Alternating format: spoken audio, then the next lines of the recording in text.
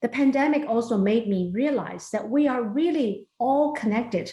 There is no way we can say, oh, we need to turn the clock backwards. We need to close everyone's borders. We need to produce everything from A to Z. I think the next conversation should be, how can we do it better? Yeah. How can the next generation of globalization and supply chain movement benefit more women? Yes. And benefit more people in developing countries who has been the backbone of labor growth? Mm-hmm. And how can we give it more sustainable, longer term perspective?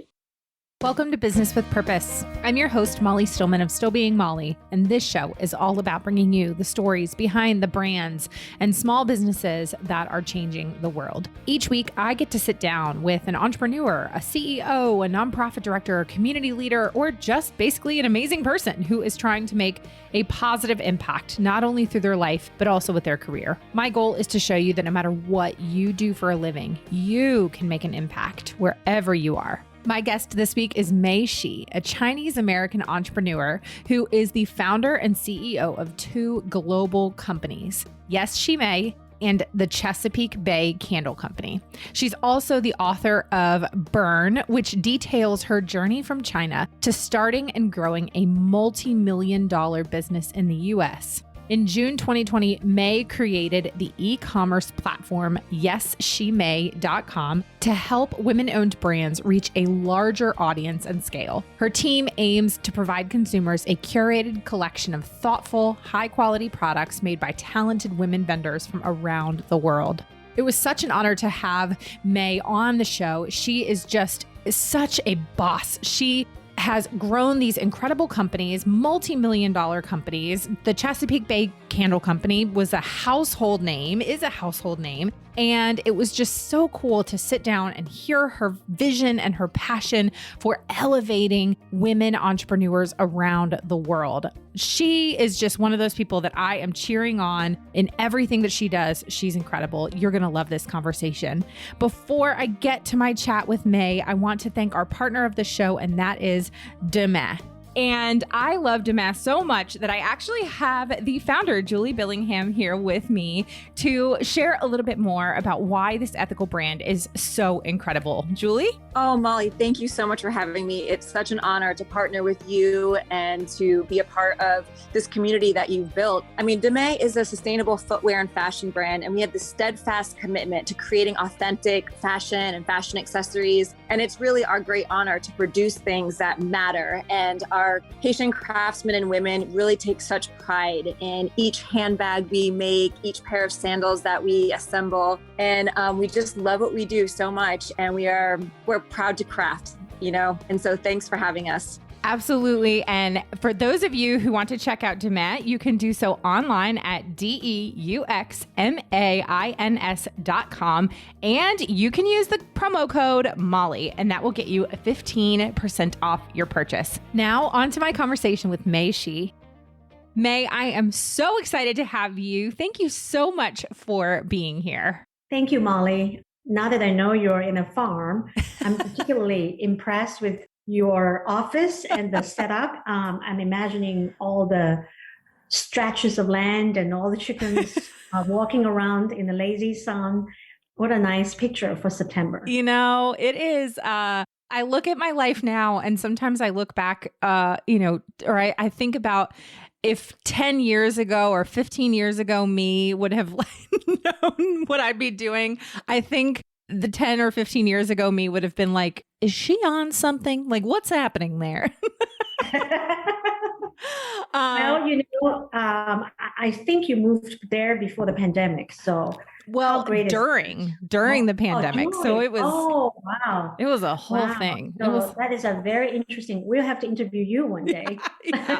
Yeah, I know. Wait a second. This is all about you, May. This is all about you. I have followed your work for a few years now, and I am just so enthralled by your story. And so I'm so excited to just get the opportunity to share it with my listeners today. So let's dive right in and give us the Macys 101. So tell us who you are, what you do, and how you got to where you are today. If you really insist, she's petite. No, I am very fortunate to, have a very sort of interesting life. I grew up in China. I was one of two daughters, but when we were growing up, Chairman Mao told the world that women hold half of the sky, which in reality means that we actually got real same pay as men. And because there are two of us, two girls, my parents kind of treat us like, boys too. Whatever boys can do, we are supposed to be able to do it. So I grew up in the 1960s and 70s,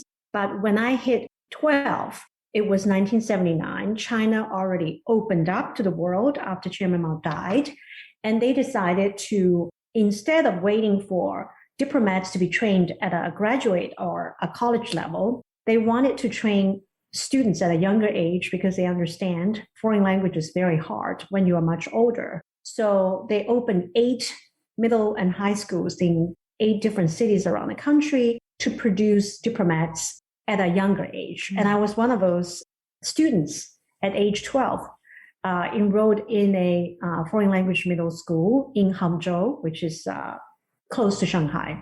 And that really was a very big turning point for me, in a sense that I was growing up in a very different environment than most of the kids here, or even most of the kids, particularly most of the kids in China. I was able to learn a foreign language in an immersion manner, which means you teach not only English in English, but you teach in English world history, world art, Renaissance art, philosophy. As language education goes, you couldn't get any better. And remember, that was 1979.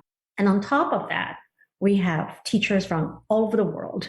So one day we'll pick up some New Zealand tone, and the next day we will have a Canadian teacher, because the idea is native speakers, they have different language style, and they want the students to be able to learn to understand all kinds of English, right? Yeah. Not just British English, but also even Australian English.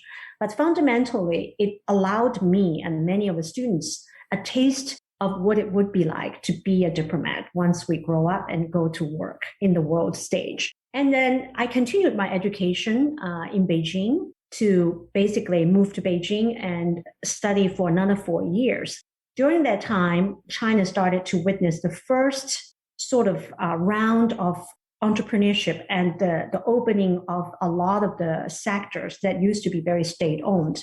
And I was in the middle of what was the first Silicon Valley in China, where all the universities are located in the northwest of China, Beijing. And some of the biggest technology companies now emerged at that time in that location. And I remember I was never very entrepreneurial at that time, but I can feel the ideas are popping up everywhere. People feel very hopeful. There's a lot of sort of goodwill also from the rest of the world towards China, because imagine North Korea all of us say, we're ready to introduce other cultures to our people and we're ready to learn from you. I think there was a lot of goodwill, and that's the environment I was living in. On top of that, because my English was relatively advanced compared with other students coming from non-diplomatic training background, I was recognized by my then professor of sociology, who was actually a visiting professor from Dartmouth College.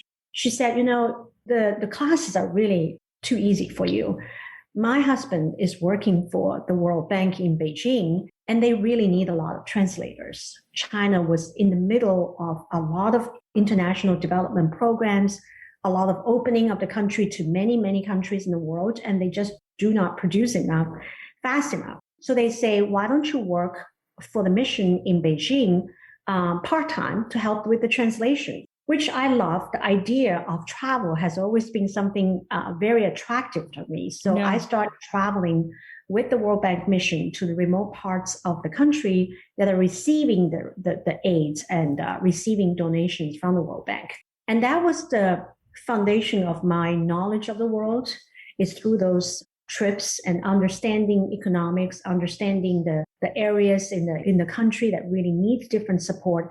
But most of all, it's kind of get me exposed to a global environment, because the experts will come from all over the world. They speak English with not just a New Zealand tone, but sometimes very heavy Thailand intonation. And then some would be from Norway or from Denmark.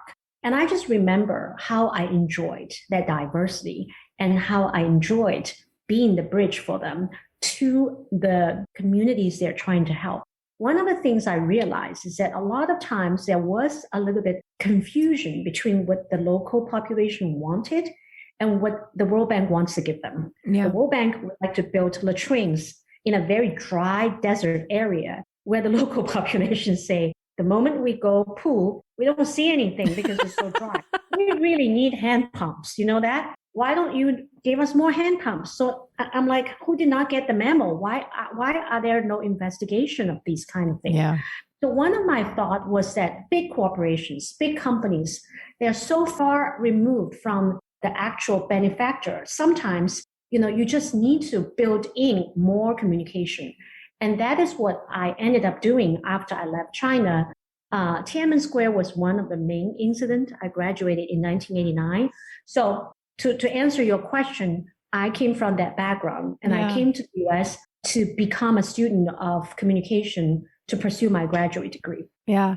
That's such an interesting, I just love that perspective, and especially knowing what you do now and how you saw so much of that kind of corporate takeover in so many ways. And like you were saying, like this separation from reality. And it's like, oh, we're going to come in and we're going to do what we think you need.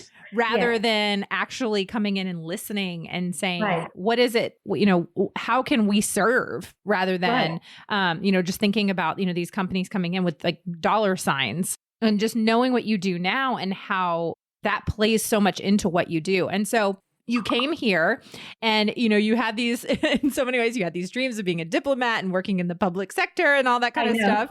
And, did not happen. And that didn't happen. And eventually you launched Chesapeake Bay Candle Company, which was, one of the most successful and well-recognized candle companies that I've ever heard of.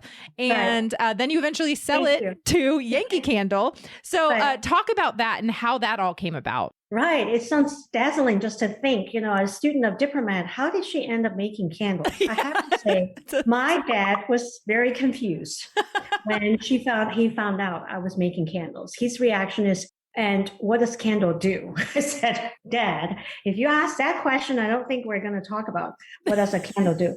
So I think what happens in many of our background, and it's true not only to me, but for many people, particularly for those who graduated last year, was that what we end up learning is just a way to teach us how to be prepared for other things. I think it's giving us the skills of learning itself, because learning is a lifeline skill, and it's a skill that you need to use all the time. For example, I graduated in 1992 here in University of Maryland because I have a dream that when I graduate, a job at the World Bank headquarters in Washington, D.C. would be waiting for me, which was very natural because I've been working with them for a long time. I really know they need people like me that can be sent into all over the world and help building those connections. But I graduated in 1992 during the first Gulf War. And during the war, because America, U.S. is the biggest donor to fund the World Bank,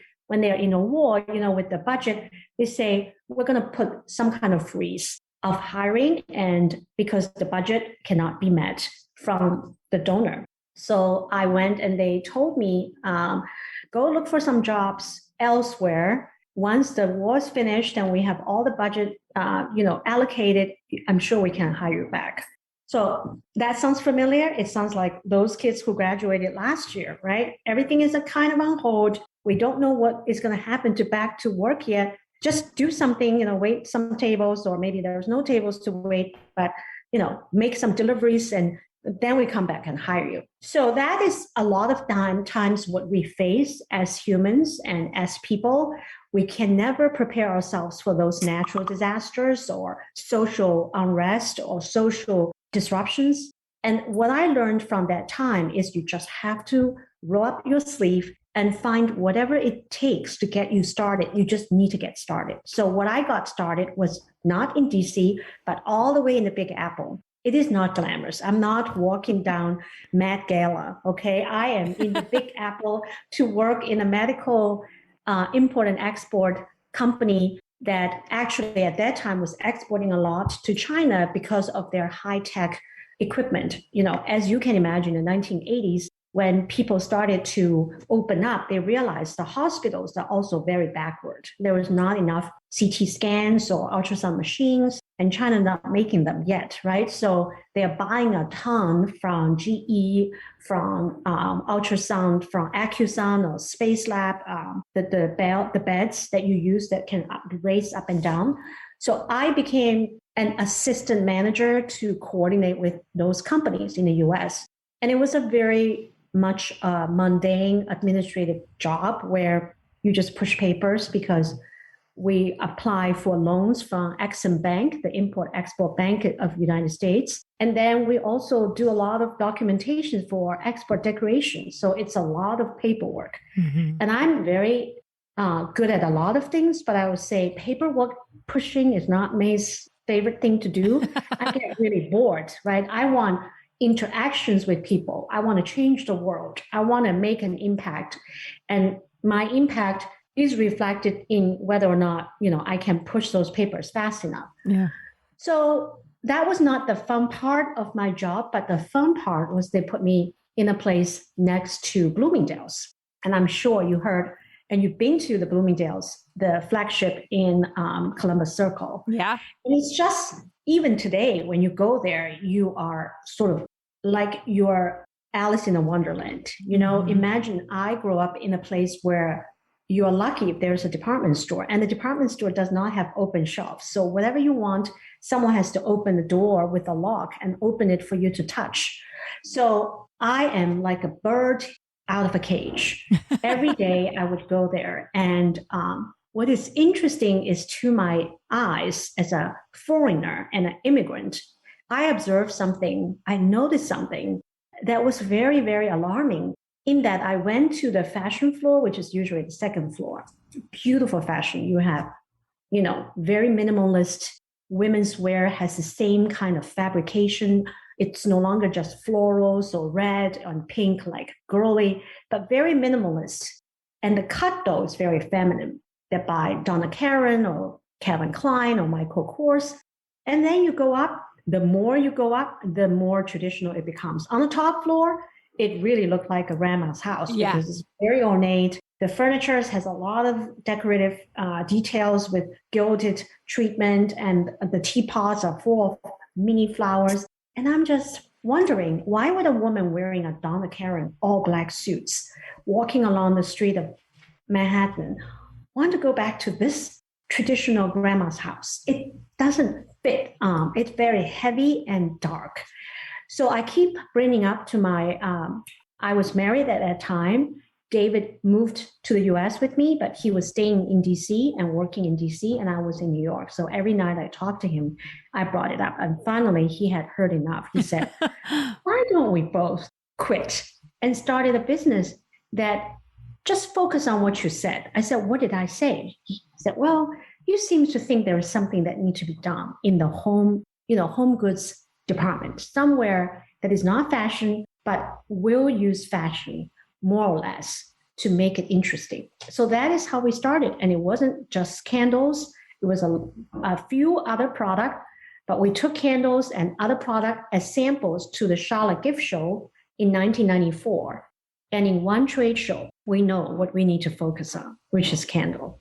So to today, I can tell everyone, if you have an idea, if you want to see if something can work or not, don't ask your friends, don't ask your family, because they don't really know and they cannot represent the market. Go to a trade show if you're doing wholesale. Now it's even easier. You put it on Poshmark, you put it on eBay and see if people buy it. That's the best test you could possibly have. And it's becoming more and more affordable to test ideas. Yeah. So I always say there's no stronger indication of interest than to take it to who you want to sell to.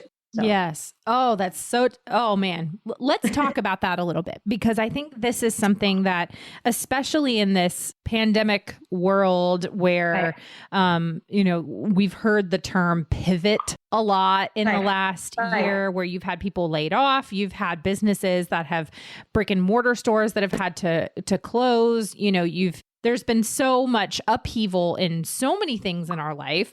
And I love how you talked about, don't ask your friends and family. Like, and I heard this quote the other day that I was like, ooh, that stings a little bit, where it was like, your biggest fan is a stranger you've never met. Right. Your biggest enemy is somebody really close to you. Right. And I was like, oh man, that stings. That stings. But it's so applicable to so many things, especially in business. And like when you have an idea, like somebody close to you is going to be like, you shouldn't do that. No, that's a waste of time, yada, yada, yada. Right. Where there's somebody on the internet or somebody out there who's like, I love that.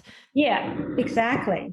Exactly. That's so, what that person in your show actually mentioned is so true, because there's also a sense that they're not objective. Mm-hmm. So they could also be too accommodating to a point where they hate to let you know that it's not going to work, right? Mm-hmm. So they're either or, and I feel they're not objective. So in my view, it's like a blind test. You need a blind test, right? You need a true market test. So we took 10 different categories. We have, I don't know if you use them, but I sometimes, like in the dead of winter and I can't find a plant that I like, I buy those silk flowers, right? They're called silk flowers. They are fake flowers, but they look real. And at that time, that was a big trend. So there's fake flowers, there's candles, there's fans that are very decorative from China. There's just a hodgepodge of cushions for the cars, pillows for the sofas, you name it, I have it. But each of them, interestingly, Molly, represent billions of dollars of industry. Mm-hmm. This country is so big. Yeah. Can you believe candle is a $3 to $4 billion industry? Oh, yeah. Pillows probably is more. I've got two just within arm's reach. In one room. And the thing about funny enough that you say that, because I even have a fake plant for the listeners.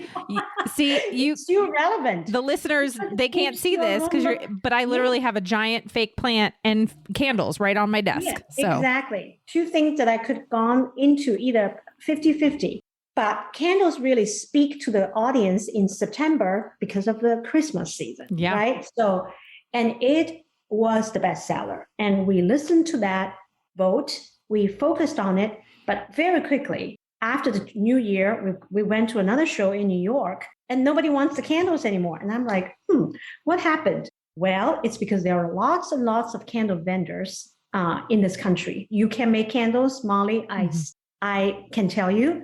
All you need is a pot, some molds, or some glasses, fragrances you can find in the market or in the fair, and some dyes, even food dyes. And there you go. You can make your own candles. So everybody and her cousin can make candles, right? So you have so many candle vendors.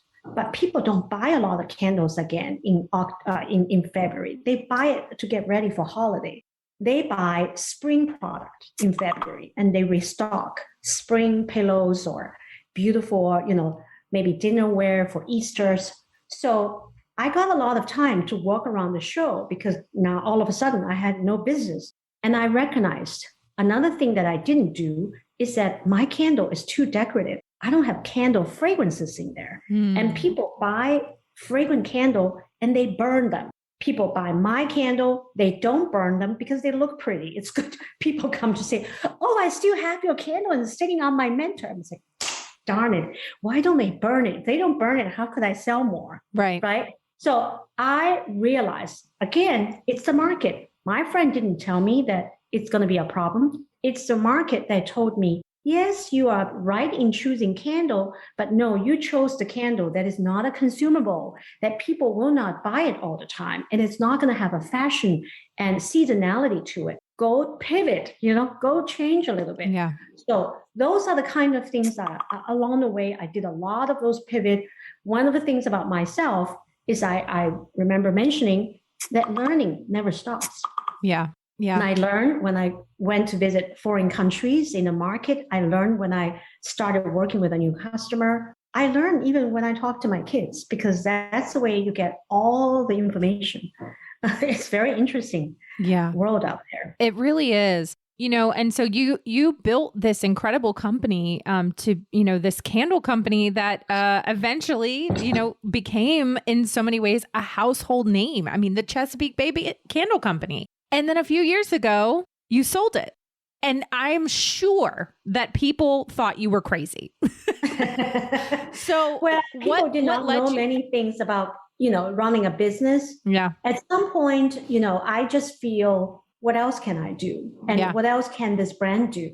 One of my goals always has been to give it a little bit more international exposure and give it a little bit more update, because we have been working very well with companies like Target, Kohl's, Bed Bath & Beyond. And I also wonder, what will happen if we end up in the specialty stores where the price point can be higher? Can we add higher quality fragrances? Can we innovate more? I'm a very big fan of innovation. All the ideas that worked in my business has been because of, I would say, three most important things. One is innovation. I never sit here and do the same thing over and over. I always ask myself, what is new in fashion that I can borrow?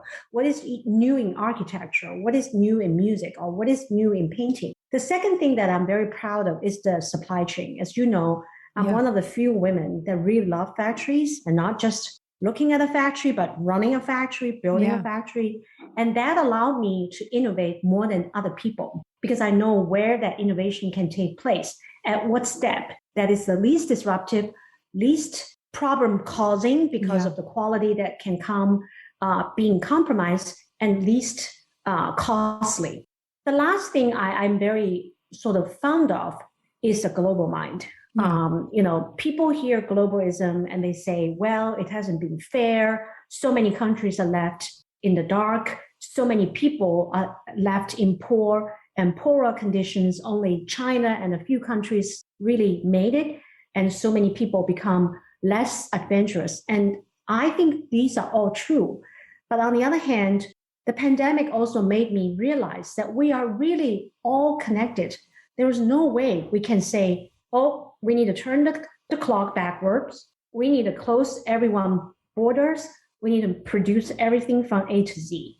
I think the next conversation should be, how can we do it better? Yeah. How can the next generation of globalization and supply chain movement benefit more women? Yes. And benefit more people in developing countries who has been the backbone of labor growth? Mm-hmm. And how can we give it more sustainable, longer term perspective? Yeah. So that's the way I think I want to frame the conversation, versus globalism is all bad. Global supply chain is horrible. And we need in the US to make everything. We don't need to make everything, but we absolutely, as a country, has to respect manufacturing, particularly the kind of manufacturing that can give everyone a fair chance, not just people with a computer science background, but people that want to use their hands to make things. Yes. To me, that is so incredibly strategic as a country. We're too big to say everything else can go to China or Mexico. We can't be so arrogant. I'm gonna get on a soapbox, May. I'm gonna get on a soapbox.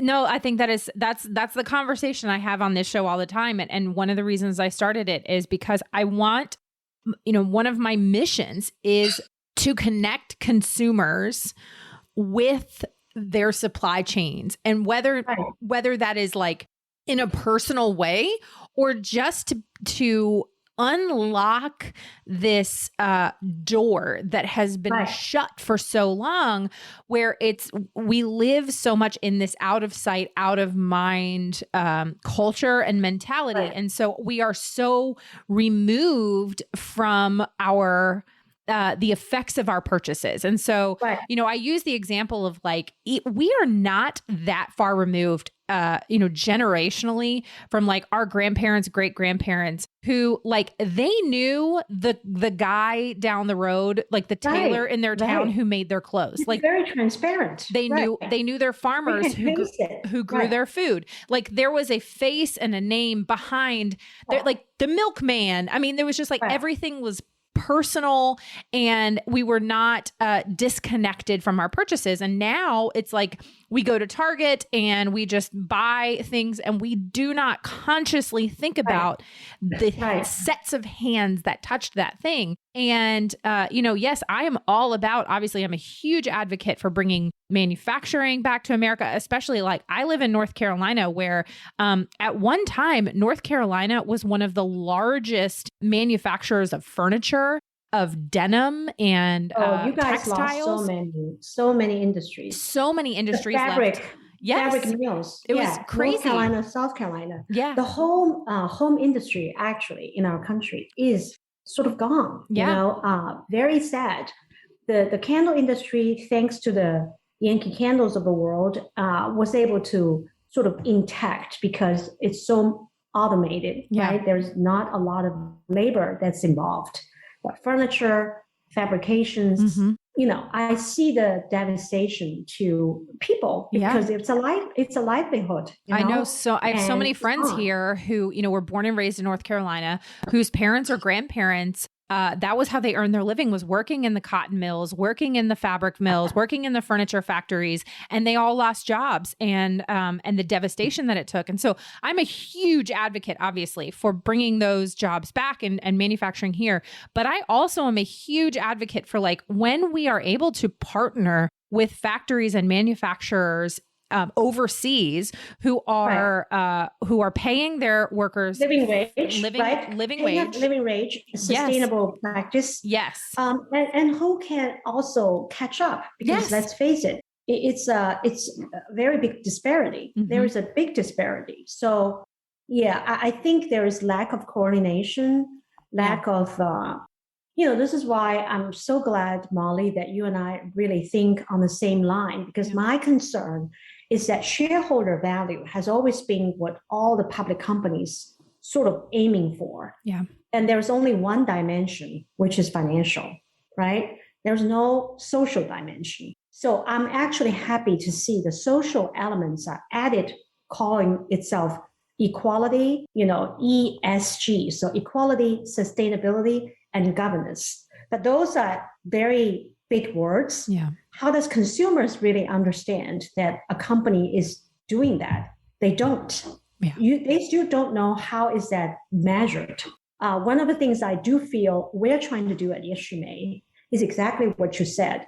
As I was traveling around the world for the last 25 years, I had the opportunity to see and meet a lot of small startup businesses or women-owned businesses. And there are little gems everywhere. A lot of them are heritage industry. In Turkey, you find those beautiful meals that makes cotton towers. And, Marrakesh, you have a lot of leather that are innovative. But it's very hard if you don't go there to buy their product. Yeah. Before the pandemic. That's how I said, why don't I give a taste of what it feels like to have access and the numbers to all these amazing women. And that is the idea behind She May. On the one hand, we do want to help the women. We want to elevate their business, because people think about women's business. They think about coffee mugs and they think about Christmas card.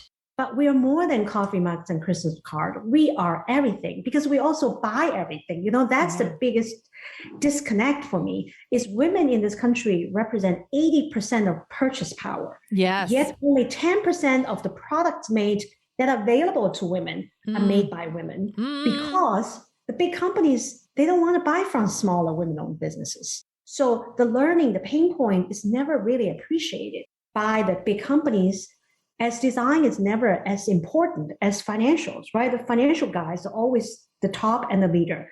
Have you ever hear one of the design person, if it's not a design brand like a Michael Kors, is the CEO of a company? I don't think so. And have you ever heard that a lot of the even female-focused companies like Victoria's Secret have no one but men in their boards? Shocking. Shocking. I'm not saying you have to literally wear the bra in order to understand what it feels to be wearing a bra, but it's kind of a missing link. Yeah. And I feel at She May, we bring that link back. And just like you said, we also put our founder forward.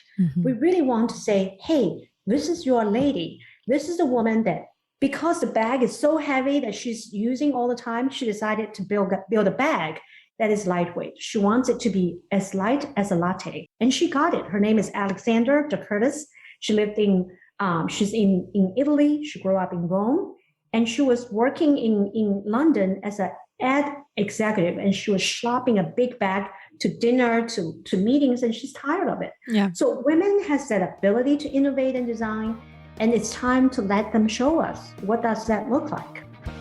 I'm going to take a quick break from my chat with May to thank our other partner of the show, and that is Mama Suds. Are you ready to ditch bleach forever, but you just have not been able to find a bleach alternative that actually works? You have to try the new extra strength oxygen powder by Mama Suds. I am a huge fan of Mama Suds. I've been using her products for years. I've had Michelle Smith, the head mama, on this show before. She creates the most incredible home cleaning products, laundry soap, Castile soap. It's all plant-based. It's clean, safe, and it actually works. I've been using the extra strength oxygen powder for months now, and it is a staple in my laundry routine because, let's be honest, my clothes get dirty here at the farm. So, and because Michelle is a genius, there are multiple uses for the product. So not only is it a laundry booster and stain remover, but it's a great scouring agent on any non-porous surface. You can use the discount code MOLLY to get an extra 15% off at mamasuds.com. Now back to my chat with May She. Well, that you bring up something that I was going to ask you about next. So this is the perfect time. And that is, you created this platform, yesshemay.com, which I love the play on your name, May She.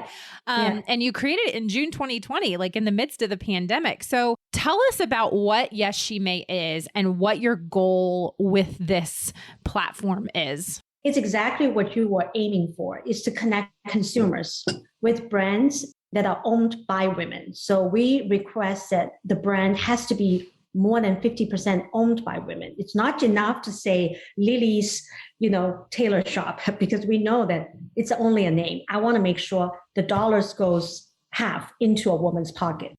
So with that being said, we went out and we searched around the world, not just in the US, designers and brands that are in fashion, beauty, home, and wellness, so that it's an e-commerce website, but it's shipped from all over the world. So when you place an order, if it's a pair of shoes from Morocco, it's literally coming from Morocco. If it's a beach towel, it's literally coming from Turkey. If it's a bag, it's literally coming from the Rome workshop in Italy. And the way we are able to do it is we negotiate a very efficient rate with, shipping companies.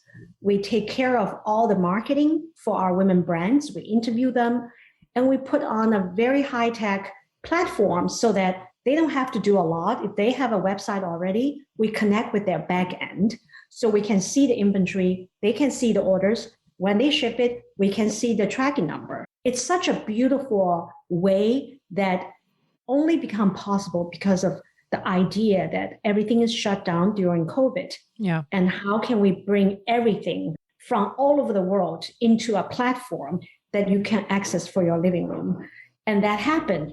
I'm not a technology person. Anybody who's a technology person in your audience, please raise your hand and reach out to me, because there's so many things you can imagine I want to do. Yeah. I want to use AI. I want to come up with a way to scan our body, only secret to us, but then we can restore that to fit the clothes you want to try. Imagine you want to buy that shoe, and how does that fit you, right? That's one of the biggest obstacles for online shopping for consumers, is how do they fit it? So there's a lot of try and true. We try to describe the standards of sizes, but still, there's different materials, the fit is different. So how do we overcome that? But anyway, I do feel what we're trying to accomplish is nothing short of miracle in the last year. We have 5 continents represented, more than 25 countries. Wow.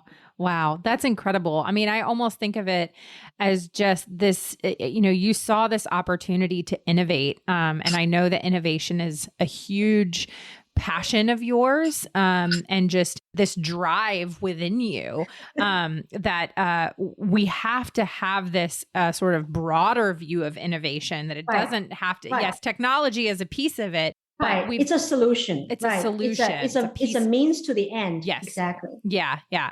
And so I know that this has been, a huge heart of yours. I love it. And I just, the fact that you have like 13 months, 14 months that you've been able to grow this platform to that level is incredible. It's absolutely incredible. Thank you, Molly. I have to say that it's incredible to see the enthusiasm from the vendors. A lot of them continually reach out to us because you can probably imagine a lot of the international trade shows are not happening. And because the technology is so difficult to do what's called virtual exhibit, it doesn't exist. So we haven't seen any international vendors, since last January, right? January of 2020. So I feel it's going to be a long time until the in-person trade shows can happen, until you can really see a big group of brands at one place at the same time. So imagine we just did everything in very old-fashioned one-on-one way, and we already have this kind of presence. But it also gives you just a peek at the creativity and the talent of women. Yeah. Yeah. It's incredible. Look at some of the silk pajamas, one of the brand called Solaseta. When you see it, you just want to cry because it comes all the way from Shanghai, and it really looked like a museum piece. The art, the silk quality, the shine, and very impeccable in the sense of the workmanship. So I feel that we have opened a new front. We are challenging, speaking of innovation, the idea of retail. Is it really better to have a buying power where everyone has the same product in every mall? Or is it better that it's curated, it's more thoughtful? It encourages slow consumption versus fast fashion. Yeah. It encourages you to discover and connect more with the producers and the makers, and building that kind of support system for them. Yeah. Yeah. And I love your passion, especially for women entrepreneurs, because that is a shared passion of mine. And I love sharing this statistic. I share it all the time because my husband is named John. And one of the funniest / saddest statistics is that there are more CEOs of companies named John than there are women CEOs. So, I believe you. Not only that, the statistics is that very small part of women-owned business actually make more than $250,000 a year. Yeah. So when you are that small, there's no way you'll be in front of a Target or Amazon or, Bed Bath & Beyond or Macys. So consumers would never see you. They would never find you. Even if they love you, it's just not going to happen. So the chances of them finding you is zero. Yeah. That's why I try to defy that rule. I try to say, well, wait a second. What do you know that the economic success is only valued because they can ship to a Macy's?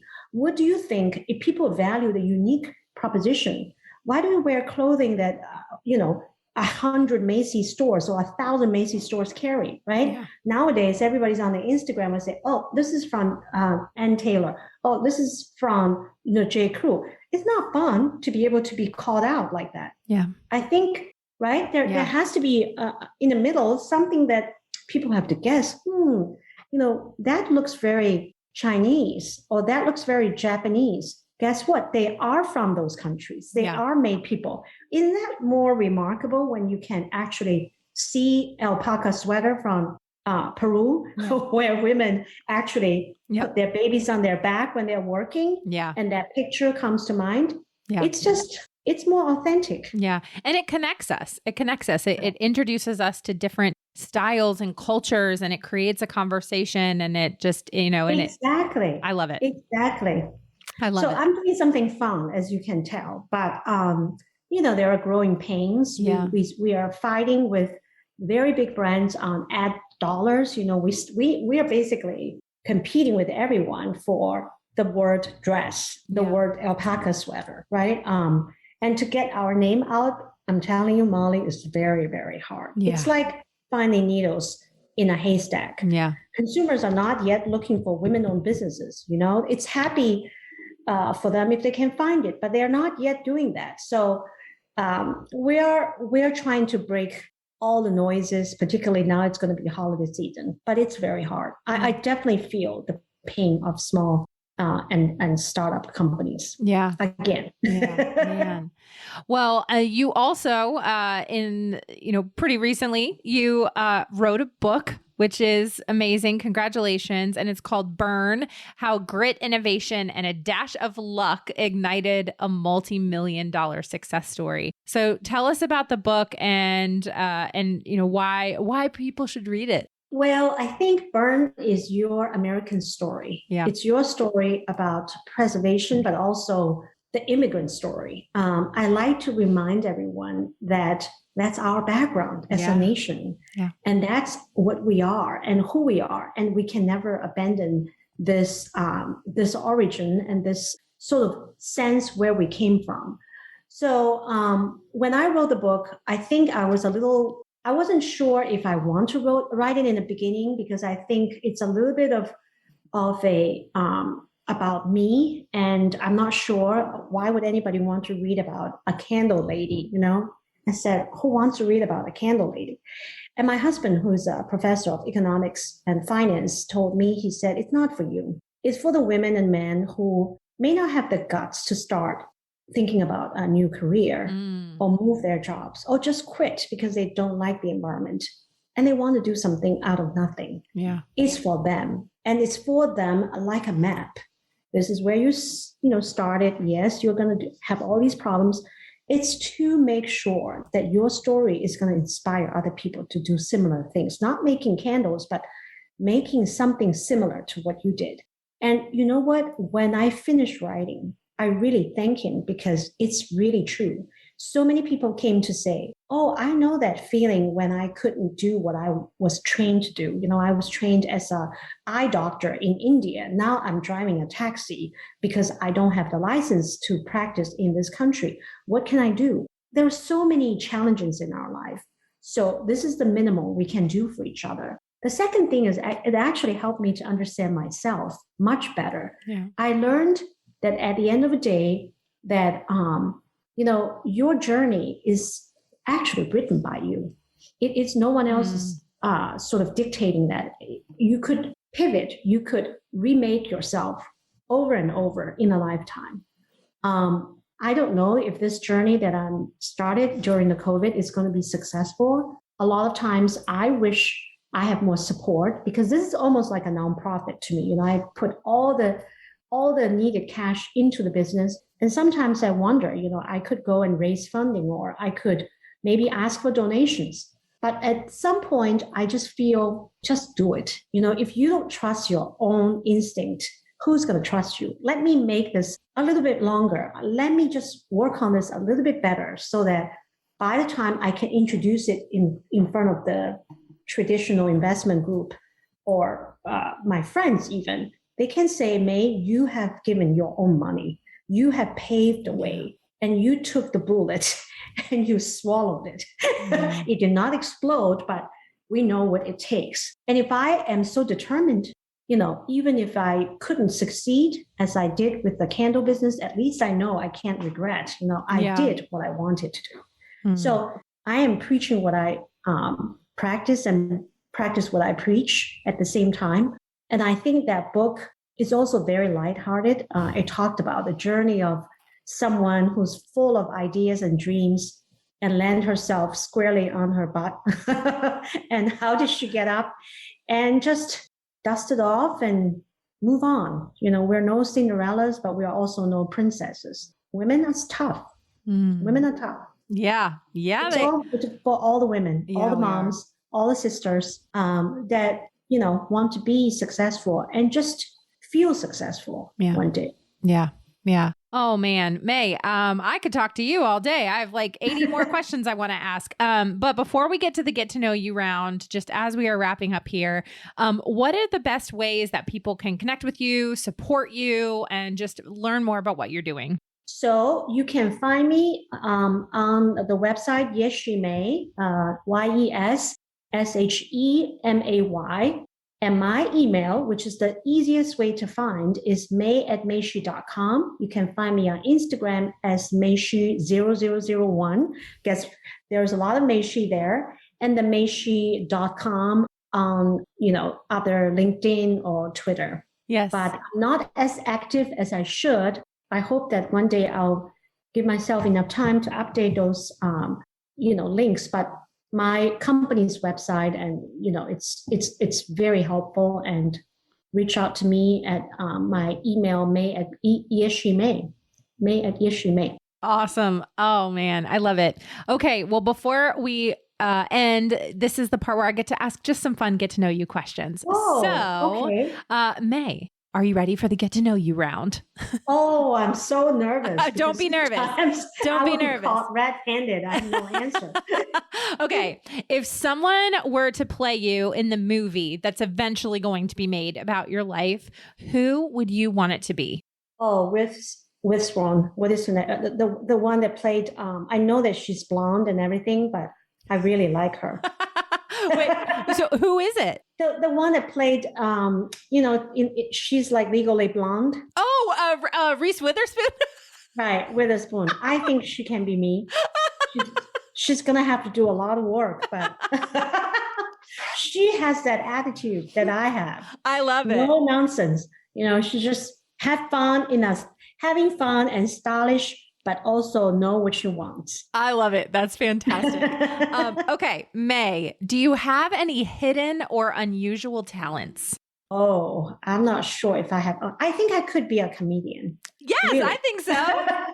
I have very good timing and I have very good instinct. I need to obviously work on my craft. You should.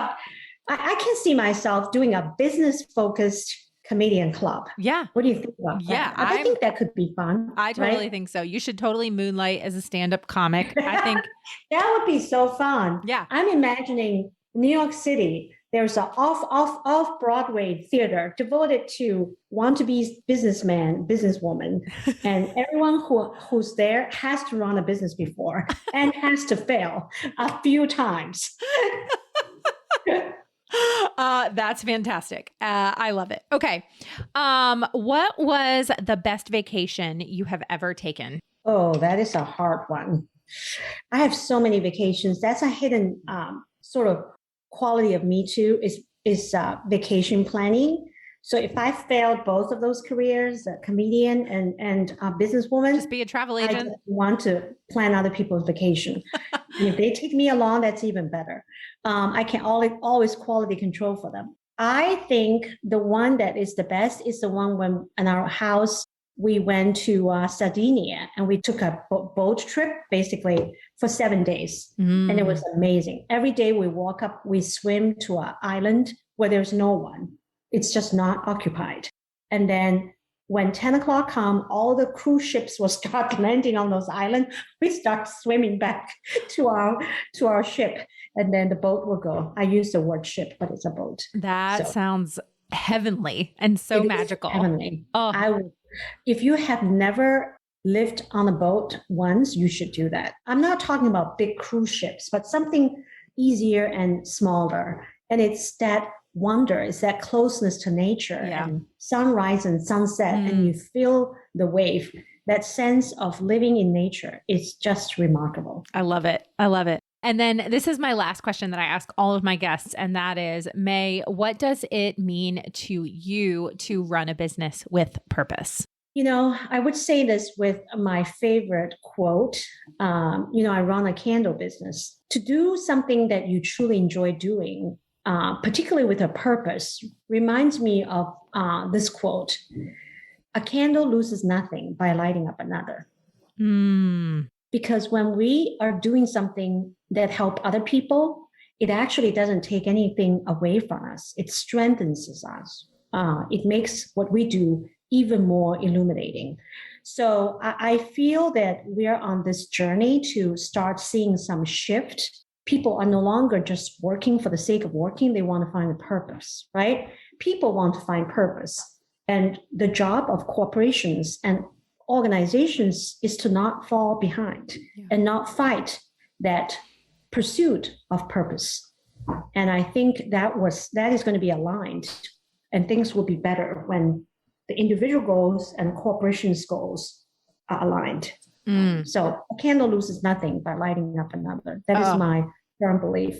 Oh, that's a great, man, that is good. That is so good. May, this has been fantastic. Thank you so much for joining me. It has been such a pleasure and a treat to chat with you and to learn more about you. And I just cannot wait to see how you continue to light the candles of other women entrepreneurs. We all, Molly, in our own way, you are lighting up a lot of candles as we speak. So thank you for what you do.